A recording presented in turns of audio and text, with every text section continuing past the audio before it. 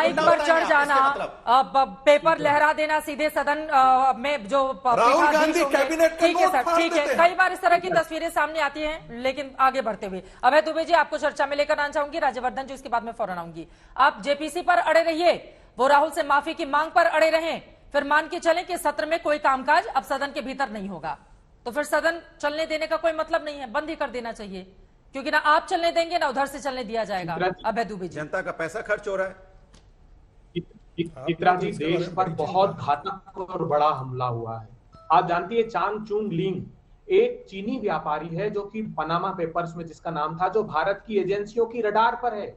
वो इन शेल कंपनियों में विनोद अडानी जी के साथ काम कर रहा था, जिसने इन्वेस्टमेंट किया है। उसकी जांच एनआईए, एसएफआईओ, ईडी कोई नहीं करेगा। क्या ये बात सही नहीं है कि आरोप ये लग रहे हैं कि विनोद अडानी को अडानी जी ने अपनी कंपनी में बताया कि साइप्रस का एनआरआई है, लेकिन जब उनके दस्तावेज देखे जाते हैं तो पता लगता है कि सिंगापुर में वो 2026 तक भारत का पासपोर्ट है। क्या भारत में दोहरी नागरिकता जायज है? ये देश को बताना चाहिए इन लोगों को। जो इन्वेस्टमेंट हुआ है शेल कंपनी से, इमर्जिंग मार्केट 8,200 करोड़ रुपए, एमपीएमएस 18,000 करोड़ रुपए, एलटीएस 13,000 करोड़ रुपए, क्या हो रहा है इस हिंदुस्तान में? हिंदुस्तान के डिफेंस सेक्टर में ये लोग काम कर रहे हैं। क्या हमारी सामरिक महत्व के विषयों पर यह हमला नहीं है? चीन भारत की सीमा में अंदर घुसकर 2000 स्क्वायर किलोमीटर पर बैठा है। उसने डेप्सोंग में हमारी जो दौलत बेग ओल्डी एयर स्ट्रिप है उसके नीचे पेट्रोलिंग पॉइंट 10, 11, 12, 12, 13 तक कब्जा करके रखा है। जो 50-50 साल तक पोस्ट हमारे पास थी पेट्रोलिंग पॉइंट 16,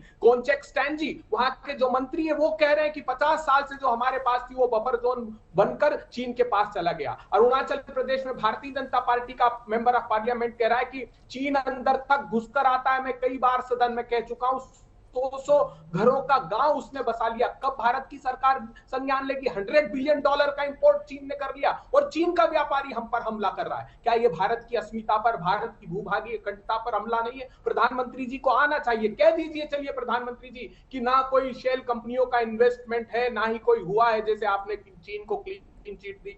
लेकिन जेपीसी की जांच की मांग इसलिए कर रहे हैं कि उसके पास असीमित अधिकार है। राज्यवर्धन जी जानते हैं उसके पास समन करने का अधिकार है, वो दस्तावेजों की जांच कर सकती है। अगर सरकार, सर्वोच्च अदालत ने कमेटी बनाई है तो सरकार उसका अब तक 8 बार जेपीसी जांच अलग अलग मामले में हो चुकी है। किसका निष्कर्ष क्या निकला है, किसको सजा मिली, जरा बता दीजिए अभय जी, उसके बाद मैं राज्यवर्धन जी के पास जाऊंगी। कभी भी कोई निष्कर्ष निकला है क्या जेपीसी जांच का?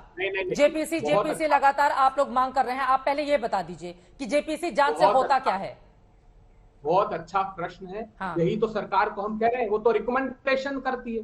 आप माने मत माने मगर सत्य और तथ्य देश के सामने आ जाएंगे। वो भी नहीं होता है सर, क्योंकि जो रूलिंग पार्टी होता है उसकी मेजॉरिटी होती है। मतलब सिर्फ पॉलिटिक्स के लिए जेपीसी जांच हो, कोई निष्कर्ष तो निकलेगा नहीं। सिर्फ पॉलिटिक्स होता है, निष्कर्ष तो निकलेगा नहीं, और कुछ नहीं होने सिर्फ वाला है। पॉलिटिक्स होता रहे। अभय दुबे जी, मैं बोल तो रही हूँ, आप बोलेंगे मेरे पास वो पूरे आंकड़े हैं 8 बार इस देश में कब जेपीसी किन किन मामलों पर बनी है, लेकिन किसी का भी कोई निष्कर्ष नहीं निकला। लेकिन जेपीसी को लेकर इतना हंगामा होता है, ये सिर्फ अपनी ताकत दिखाए जाने की कोशिश है कि हम इस नेता को बुला लिए पूछताछ के लिए, उनको बुला लिए पूछताछ के लिए, सिर्फ उसी अधिकार को दिखाने की कोशिश। राजनीतिक बाकी तो कुछ होगा नहीं। अभय दुबे जी, चित्रा जी देखिए क्या हुआ। अगर रेगुलेटरी अथॉरिटी काम कर रही होती, सेबी के पास एक सर्विलांस डिवीजन है, डेली मॉनिटरिंग रिपोर्ट बनाता है। जब प्रधानमंत्री कह रहे थे ना आपदा में अवसर की तलाश करना चाहिए, अडानी ग्रीन एनर्जी 8,223% का उछाल मारती है, अडानी इंटरप्राइजेस 2,501% का, अडानी ट्रांसमिशन 1200। फिर आपसे सवाल क्या पूछा जाता है, आप कहां चले जाते हैं? ठीक है, ठीक है।